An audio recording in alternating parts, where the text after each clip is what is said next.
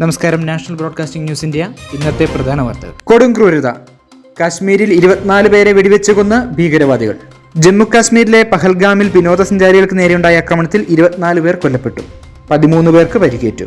ഗുജറാത്ത്, മഹാരാഷ്ട്ര, തമിഴ്നാട്, കർണാടക സംസ്ഥാനങ്ങളിൽ നിന്നുള്ളവരാണ് കൊല്ലപ്പെട്ടത്. മരിച്ചവരിൽ ഒരാൾ കർണാടകയിൽ നിന്നുള്ള റിയൽ എസ്റ്റേറ്റ് ബിസിനസ്സുകാരനായ മഞ്ജുനാഥ റാവുവാണ്. ഇന്ന് ഉച്ചകഴിഞ്ഞ് 2:30 പഹൽഗാമിൽ ആക്രമണം നടന്നത്. വിനോദസഞ്ചാരികൾ പ്രകൃതി ഭംഗി ആസ്വദിച്ചു നിന്നിരുന്ന സ്ഥലത്തേക്ക് തോക്കുമായി എത്തിയ ഭീകരർ എവിടെ നിന്നാണ് എന്ന് ചോദിച്ച ശേഷം ആക്രമിക്കുകയായിരുന്നു. സംഭവത്തിൽ 20ഓളം പേർക്ക് പരിക്ക് പറ്റിയിട്ടുണ്ട്. വളരെ അടുത്തു ചെന്നാണ് ഭീകരർ വെടിവെച്ചതെന്നും പട്ടാള വേഷത്തിലാണ് അക്രമികൾ എത്തിയെന്നും ദൃക്സാക്ഷികൾ പറയുന്നു. ആക്രമണത്തിന് ശേഷം ഭീകരർ ഓടി രക്ഷപ്പെട്ടു. സദ്ഗുരു ജഗ്ഗി വാസുദേവന്റെ ഇഷ ഫൗണ്ടേഷനെതിരെ POCSO case. Isha Yoga home സ്കൂളിലെ 4 ജീവനക്കാർക്കെതിരെയും ഒരു മുൻ വിദ്യാർത്ഥിക്കുമെതിരെയാണ് കേസെടുത്തിരിക്കുന്നത്. ആന്ധ്ര സ്വദേശിയായ വിദ്യാർത്ഥിയെ പൂർവ്വ വിദ്യാർത്ഥി ലൈംഗികമായി പീഡിപ്പിച്ചു എന്നുള്ള പരാതിയിലാണ് കേസെടുത്തിരിക്കുന്നത്. കുട്ടിയുടെ അമ്മയാണ് പരാതി നൽകിയിരിക്കുന്നത്. പരാതി പിൻവലിക്കാൻ സമ്മർദ്ദമുണ്ടെന്നും കുട്ടിയെ സംരക്ഷിക്കുന്ന ജീവനക്കാർക്ക് തെറ്റുപറ്റിയെന്നും പരാതിയിൽ പറയുന്നു. കോട്ടയത്തെ വൃദ്ധ ദമ്പതികളുടെ അരുംകൊല ആസൂത്രിതമെന്ന് പോലീസ്.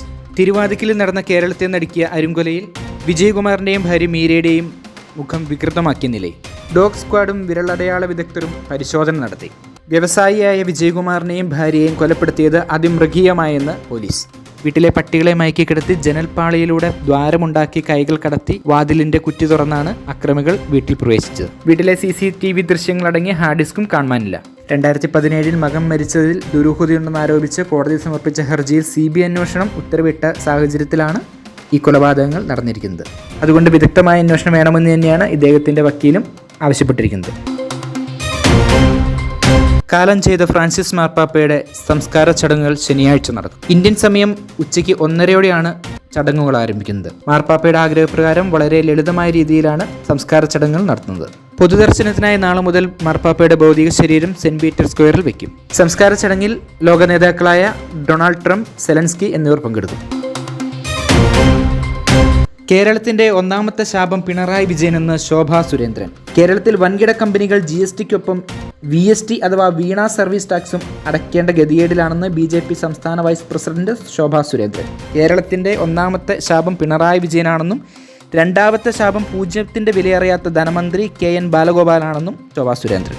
എന്താണ് കേന്ദ്രം ചോദിച്ചിട്ട് തരാത്തതെന്ന് മുഖ്യമന്ത്രി വ്യക്തമാക്കണം. ഇങ്ങനെയെങ്കിൽ ശ്രീലങ്കയേക്കാൾ പുറകിലേക്ക് കേരളം പോകുമെന്നും ശോഭാ സുരേന്ദ്രൻ അഭിപ്രായപ്പെട്ടു. കത്തിക്കയറി സ്വർണ്ണവില. സ്വർണ്ണവില ആദ്യമായി 74,000 കടന്നു. ഒരു പവൻ ഇന്ന് കൂടിയത് 2200 രൂപയാണ്. ഇതോടെ ഒരു പവന് 74,320 രൂപയായി. ഗ്രാമിന് 275 രൂപ കൂടി ഒരു ഗ്രാമിന് 9,290 രൂപയായി ഇപ്പോൾ. കൂടുതൽ വാർത്തകൾക്കായി കാത്തിരിക്കുക നാഷണൽ ബ്രോഡ്കാസ്റ്റിംഗ് ന്യൂസ് ഇന്ത്യ.